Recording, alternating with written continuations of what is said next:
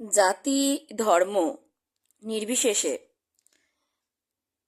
আরও কিছু মর্মান্তিক ঘটনা যদি আমরা না জানি তাহলে আমরা হয়তো বুঝতে পারবো না যে বোকা মানুষকে কিভাবে বোকা বানানো হয়, কিভাবে বোকা বানানো হয়েছে। আজকের দিনে দাঁড়িয়ে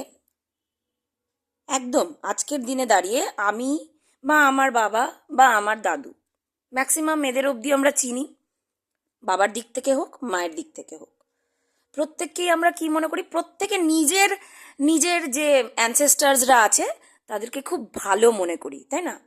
আমার কাছে আমার অ্যানসেস্টার্সরা ভালো, আপনার কাছে আপনার অ্যানসেস্টার্সরা ভালো, তার কাছে তার অ্যানসেস্টার্সরা ভালো, এনিবডি তার কাছে প্রত্যেকের বংশ ভালো। কিন্তু আজকে যে মর্মান্তিক ঘটনাগুলোর কথা আপনাদেরকে বলবো, বলার পর মনে হবে ছি, একটা ছি শব্দ বেরিয়ে আসবে মুখ থেকে, যে এতটাও খারাপ বংশ থেকে আমরা বিলং করি। চলুন সার্কামলোকেশন না করে আসল বক্তব্যে আসি। যখন পার্টিশন হলো, অ্যাকচুয়ালি পার্টিশনের সময় কিন্তু যতটা না মানে বিভৎসতা যতটা না বিভৎসতা বেঙ্গলকে দেখতে হয়েছিল, তার থেকে অনেক বেশি বিভৎসতা দেখতে হয়েছিল পাঞ্জাবকে। বেঙ্গলকে দেখতে হয়নি, কারণ 13th অগস্ট থেকে গান্ধীজি বেঙ্গলে ছিলেন। প্রফুল্ল রায় পশ্চিমবঙ্গ এবং ওদিকে নওয়াজ খান পূর্ববঙ্গ, এই দুটো জায়গাকে কিন্তু বেশ কন্ট্রোলে রেখেছিলেন। ফেজে ফেজে পাঠানো হচ্ছিল, টু অ্যান্ড ফ্রো। একদল যাচ্ছিল পশ্চিম থেকে পূর্বে, একদল পূর্ব থেকে পশ্চিমে আসছিল, ঠিক আছে? ফেজে হচ্ছিল ব্যাপারটা, ক্যাওসটা কম ছিল, এবং গান্ধীজি নিজেও ওখানে ছিলেন। ওয়ারাস জঘন্যতম কন্ডিশন ছিল হচ্ছে পাঞ্জাবের। কি হয়নি সেখানে? সবচেয়ে বেশি টর্চার হয়েছে মহিলারা। এবং যদি আপনারা টর্চারের বিষয়টা ভাগাভাগি করে দেখতে চান, একদম এক্স্যাক্ট 50-50, হিন্দুরা 50, মুসলিম মহিলারা 50-50 অত্যাচার হয়েছে, ধর্ষণ হয়েছে, গ্যাংরেপ হয়েছে, গর্ভবতী মায়েদেরকে পেটটা চিরে দিয়ে এত পরিমাণ রক্তপাত করতে দেওয়া হয়েছে যাতে রক্তপাত করতে করতে রক্ত শূন্য হয়ে গিয়ে তাদের মৃত্যু হয়। এরকমও পরিবার ছিল যেখানে বাবা বাড়ির যে সার্ভারা বা বাবা ঠাকুরদা, তারা বাড়ির 25 জন মহিলাকে উঠোনে ডেকে তাদেরকে বলেছে, তোমাদেরকে এক্ষুনি মেরে দিচ্ছি, নইলে এই যে এখন এখন দাঁড়িয়ে তোমাদেরকে যে মেরে দিচ্ছি এটা অনেক সম্মানের, কিন্তু পরবর্তী ক্ষেত্রে অন্য জনগোষ্ঠীর হাত দিয়ে যদি তোমরা মারা যাও, সেই মৃত্যুটা অনেক ভয়ঙ্কর এবং কষ্টদায়ক হবে। জাস্ট 25 জন মহিলাকে শুট করে দিয়েছে নিজের উঠোনে, যাতে ভবিষ্যতে তাদেরকে অতিরিক্ত টর্চারের সম্মুখীন না হতে হয়। তো 1947 সাল এলো, সেই সময় যে ডিসাইড করেছে ইংরেজরা যে আমাদেরকে তো ভারতবর্ষকে স্বাধীনতা দিয়ে দিতে হবে, কারণ ভাই এখানে টেকা যাবে না। বিকজ যে পরিমাণ আন্দোলন শুরু হয়েছে, it is quite impossible to control India. So they decided to leave India on 30th June. 30শে জুন তারা ডিসাইড করলো, তাদের হাতে মাত্র ছিল হচ্ছে 1.5 মাস। উইদিন দ্যাট 1.5 মান্থ তাদেরকে সমস্ত রকম official documentation to leave India, and that is also divided India. Quite a hard job, ভীষণ কঠিন একটা কাজ ছিল। কিন্তু শুরুতে তাদের কিন্তু চিন্তা ভাবনা ছিল না যে they will make 2 parts of India. প্রথমে তাদের এই খেয়ালাতটা ছিল না।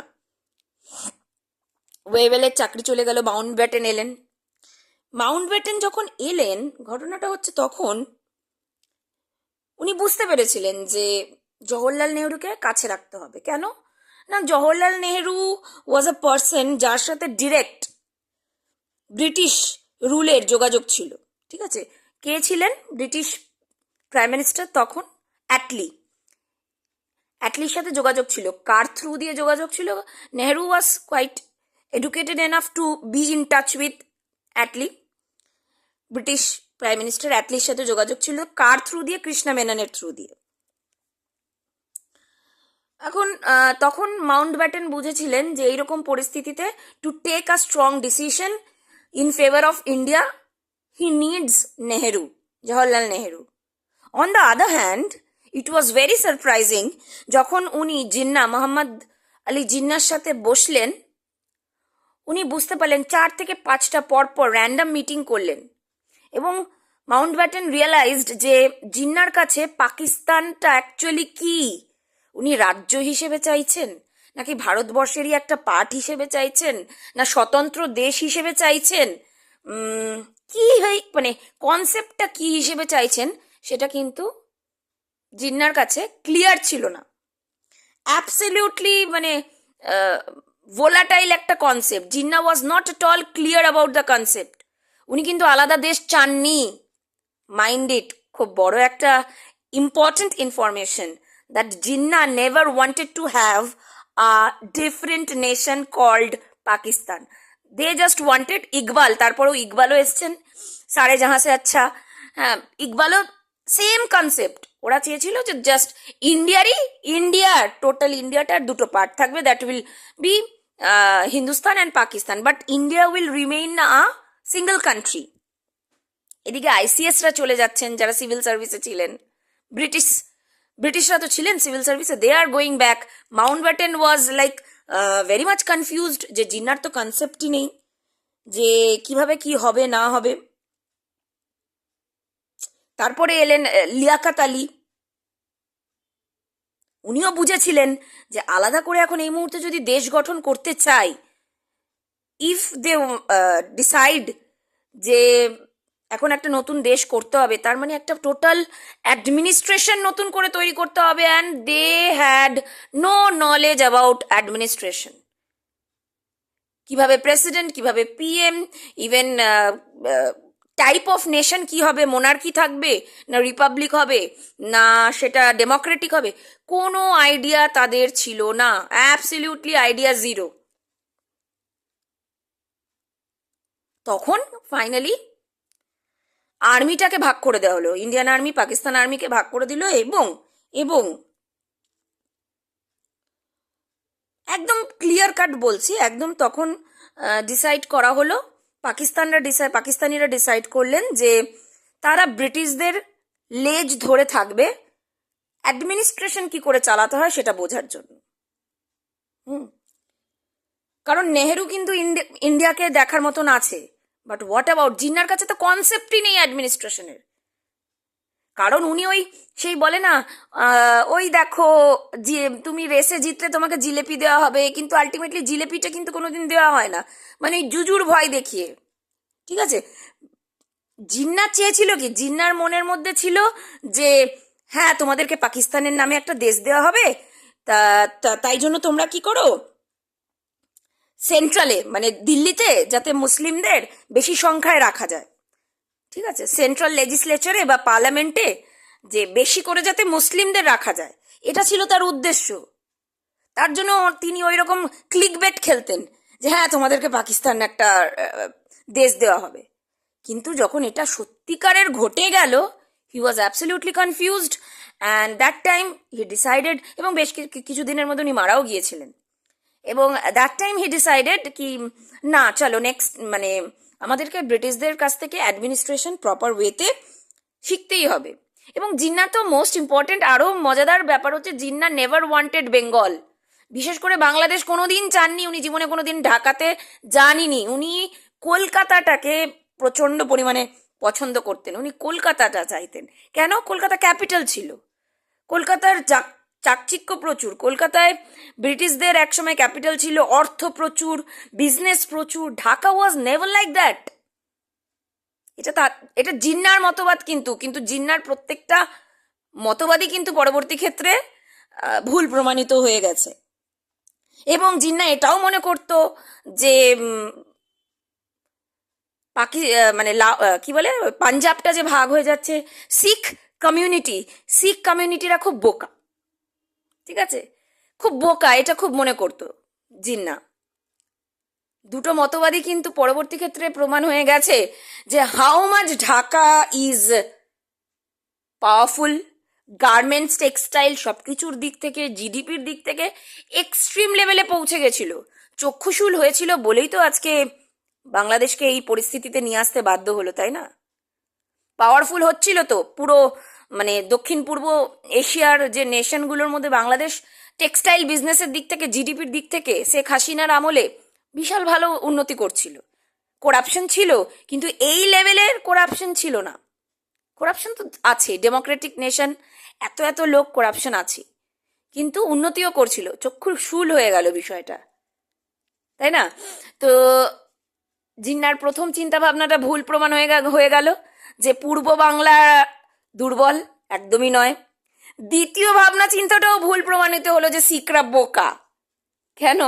মনটেক সিং আলুওয়ালিয়া, মনমোহন সিং শিখ কমিউনিটি থেকে বিলং করেন, আরবিআই এর গভর্নর ছিলেন, ফিনান্স মিনিস্টার ছিলেন 1991-এ, যখন আর্থিক পরিস্থিতি খুব খারাপ ভারতবর্ষের, তখন উনি LPG concept, liberalisation, privatisation, globalisation concept নিয়ে এসেছিলেন, দুর্দান্ত অর্থনীতিবিদ ছিলেন, ইভেন প্রধানমন্ত্রীও ছিলেন, দুর্দান্ত প্রধানমন্ত্রী, রেসপেক্ট করা যায় যাকে।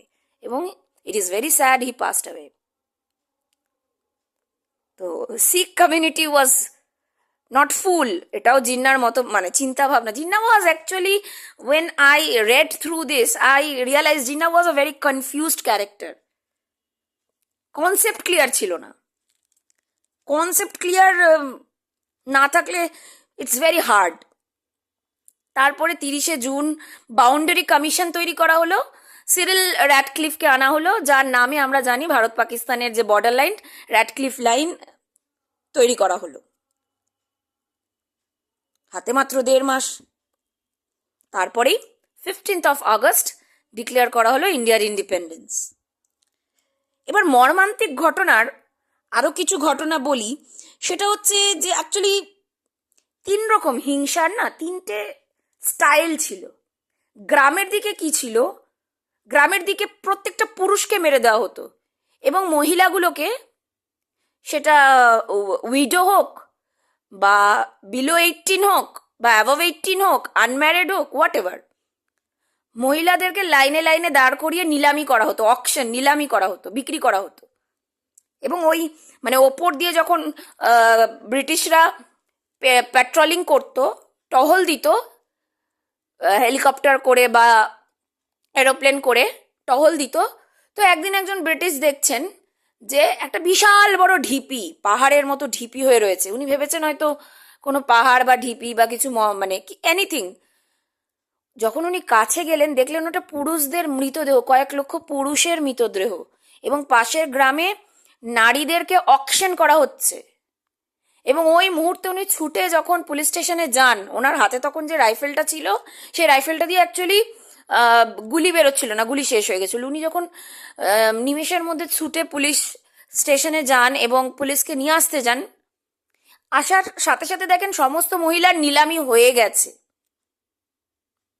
So think how pathetic condition it was that time during partition. যে স্তূপটা, সেটা অ্যাকচুয়ালি পুরুষদের দেহের, মৃতদেহের স্তূপ ছিল। 40 থেকে 45টা মহিলা দেখতে পেয়েছেন যাদের দেহে কোনো বস্ত্র নেই, স্তনগুলো কাটা, এবং আগেই বললাম প্রেগনেন্ট উমেনদের পেটটা কাটা, বস্ত্রহীন, স্তনহীন, পেট কাটা, ব্লিড করে যাতে মরে যায়। এবং শুধু তাই নয়, এত ইজিলি ছেড়ে দেবে, কেটে দেবে, ফেরে দেবে? তার আগে গ্যাং রেপ করা হয়েছে। Gang rape, both in case of Muslim and Hindu women. আর এক ধরনের হিংসার চিহ্ন হচ্ছে ট্রেনে করে, মানে লাহোর টু অমৃতসর আর অমৃতসর টু লাহোর বা রাওয়ালপিন্ডিতে যেত হচ্ছে ট্রেন, ডেড বডি ট্রেন যেত, মানে ধরুন জ্যান্ত মানুষদের ট্রেনের মধ্যে তোলা হলো, লাহোর থেকে তোলা হলো, ঠিক আছে, তোলা হওয়ার পর বিচ রাস্তার মাঝখানে ট্রেনটা যাবে হচ্ছে অমৃতসর, রাস্তার মাঝখানে 1.5 লক্ষ লোককে নামানো হলো, প্রত্যেককে মেরে দেওয়া হলো, পুরো বডিগুলো ট্রেনে তুলে দেওয়া হলো, দিয়ে অমৃতসরে পাঠিয়ে দেওয়া হলো, এবং ট্রেনের গায়ে বড় বড় করে লিখে দেওয়া হলো, কতল করনা হামসে শিখো। ট্রেনের গায়ে লিখে দেওয়া হলো কতল, কতল মানে জানেনি সবাই, কতল মার্ডার যাকে বলে, কতল করনা হামসে শিখো। সেই অমৃতসর থেকেই যখন আবার ট্রেনটা ফেরত লাহোর যাচ্ছে, মানে মুসলিমদের নিয়ে লাহোর যাচ্ছে বা রাওয়ালপিন্ডি যাচ্ছে, সেম কেস, মাঝপথে তাদেরকে নামিয়ে প্রত্যেককে মেরে দিয়ে কি করা হলো, ডেড বডিগুলোকে তুলে দিয়ে লাহোরে পাঠিয়ে দিল বা রাওয়ালপিন্ডিতে পাঠিয়ে দিল, এবং এবং এবং পাল্টা ট্রেনের গায়ে লিখে দিল কতল করনা শিখ লিয়া। হিংসা বুঝতে পারছেন? মনুষ্য জন্ম শ্রেষ্ঠ জন্ম। এদের মধ্যে কিন্তু আমাদের পূর্বপুরুষরাও আছেন, ডোন্ট ওয়ারি, আমাদের পূর্বপুরুষরাও আছে, as we are in Bengal. তো একটা ট্রেনে পাঠাচ্ছে হচ্ছে কতল করনা হামসে শিখো, রিটার্নে ডেড বডি 1.5 লক্ষ ডেড বডি আসছে, কতল করনা শিখ লিয়া। This was there way of communication. কিন্তু তাই বলে এরকম একটা ঘটনা হয়েছে, এক ট্রাক শিখরা যাচ্ছে, হঠাৎ করে দূর থেকে দেখতে পেল যে একজন মুসলিম দৌড়াতে দৌড়াতে আসছেন, এবং শিখরা তো গাড়ি থেকে নেমে গিয়ে ভয় পেয়ে মানে একদম রেডি, যে এই বোধহয় ওই মুসলিম ছেলেটা যে দেখতে পেয়েছে সে বোধহয় মানে একদম দল বল নিয়ে আসবে। কিন্তু পরবর্তী ক্ষেত্রে দেখা গেছে অনেক মানে মর্মান্তিক ঘটনার মধ্যে অনেক মানবিকতারও ঘটনা দেখা গেছে, যে ওই ছেলেটি, মুসলিম ছেলেটি, শিখদের ক্ষতি হয়ে যেতে পারে এই কথা ভেবে ওই ভর্তি শিখ জনগোষ্ঠী ভর্তি ট্রাকটাকে বাঁচানোর জন্য ওই মুসলিম ছেলেটি গিয়ে ব্রিটিশ আর্মিকে ডেকে এনেছে এবং ট্রাক ভর্তি লোকেদেরকে শিখদের বাঁচিয়েওছে। So there was friendship also, বন্ধুত্বও ছিল, হিউম্যানিটিও অলসো, মানবিকতা বোধও ছিল। কিন্তু ওয়ান্স ব্যাপারটা কি হয়েছিল, যখন ব্রিটিশরা বুঝেই গেছিল ভাই हम लोगों का इधर से और कुछ मिलना नहीं है, दाना पानी उठ गया है, তখন ওরা ওই কোনো রকম একটা পাঞ্জাব ব্যাটালিয়ান ফোর্স দিয়ে রেখে দিয়েছিল, but they were not that much of active, জানা হি তো হ্যায়।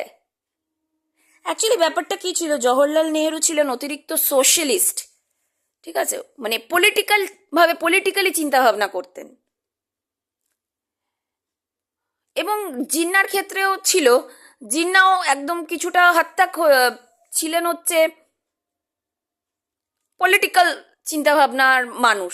কেউই না ধর্মটা নিয়ে, যে ধর্মটার ওপর বেস করে ভাগাভাগি করলে যে এতটা করুণ পরিস্থিতি হতে পারে, তারা তো অ্যাকচুয়ালি গ্রাসরুট লেভেলের মানুষ ছিলেন না, তারা না ভাবতে পারেনি যে মানুষ এত হিংস্র হতে পারে, মানুষ যে এত হিংস্র হতে পারে, তারা আপার মহলের লোক ছিলেন, তো তারা না ভাবতেও পারেনি যে ধর্মের ওপর নির্ভর করে যদি দেশ ভাগ হয় তাহলে কি পরিমাণ বর্বরতা হতে পারে, এবং ভয়ঙ্কর বর্বরতা। মান্তর লেখা পড়বেন, আর ট্রেন টু পাকিস্তান পড়বেন, বার্নির লেখা পড়বেন, বুঝতে পারবেন। এবং হয়তো পড়ার পর যদি পিকচারাইজেশন করেন, ভিজুয়ালাইজ করেন সিনগুলো, মহিলাদের দেহ কিভাবে পড়ে রয়েছে, প্রেগনেন্ট ওমেনদের কিভাবে কেটে দেওয়া হয়েছে, হয়তো 2-1 রাত ঘুম আসবে না। সো ভাববেন, চিন্তা করবেন, and it is waste of time to fight on the basis of religion. No result. রাজায় রাজায় যুদ্ধ হয়, উলু খাগড়ার প্রাণ যায়। ভালো থাকবেন। আবার যখন সুযোগ হবে, সুবিধা হবে, নিশ্চয়ই কোনো আননোন ফ্যাক্টস নিয়ে ডেফিনেটলি আসবো। Till then, take care and good bye.